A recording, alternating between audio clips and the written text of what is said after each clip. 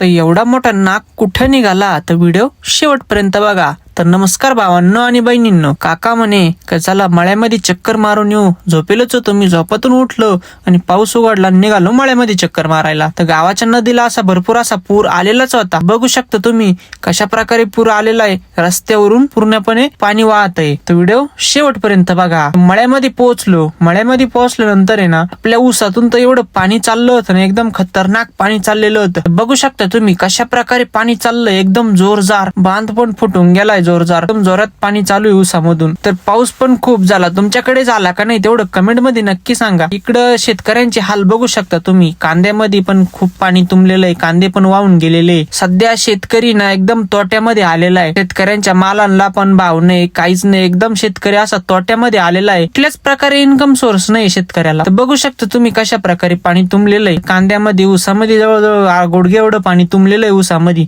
कांद्यामध्ये पण असं भरपूर असं पाणी तुंबलेलं आहे. बघू शकता तुम्ही पूर्णपणे ना कांदे वाहून गेलेले, काही राहिलंच नाही असं म्हटलं तरी चालेल. बघू शकता तुम्ही.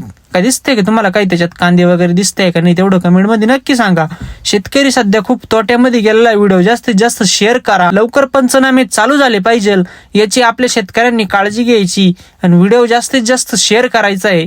बघू शकता तुम्ही किती कांदे पण वाहून गेलेले, काही कांदे खराब झाले. कांद्यांना भाव नाही, गावठी कांद्यांना भाव नाही. 700, 800, 900 रुपये कांदे जाते. कांद्यांना भाव नाहीये. आर्थिक म्हणजे आताच परिस्थिती अशी झालेली का लोकांचे कांद्यांचे खर्च सुद्धा वसूल नाही झालेले. कोब्यांना पण भाव नव्हता. टमाट्याचे भाव रिवर्स झालेले. तर मग सायकेडला आलेलो होतो. सायकेडला आहे ना, सायकेडला एवढा जबरदस्त एका दुकानामध्ये नाग निघाला होता ना. बघू शकता तुम्ही, एकदम खतरनाक आहे. हा पॉइंट कुठला आहे ना सायकेडकरांनो, थोडं कमेंट मध्ये नक्की सांगा हा पॉइंट कुठला आहे काय. मग निघालेलो होतो पुलाकडे. पुलाला किती पाणी आलेलं आहे काय बघण्यासाठी. पुलाला तर एवढं खतरनाक पाणी होतं ना, पुलावरून गुडघे एवढं पाणी चाललेलं होतं. जाणारे येणारे जे प्रवासी त्यांना आर्थिक मदत केली, त्यांच्या गाड्या वगैरे व्यवस्थित पार करून दिल्या, त्यांचे मनापासून आभार. तर बघू शकता तुम्ही कशा प्रकारे गर्दी झालेली आणि पुलावरून कशा प्रकारे पाणी वाहत आहे काय. तर आजचा व्हिडिओ आवडल्यास व्हिडिओ लाईक आणि फॉलो शेअर नक्की करा.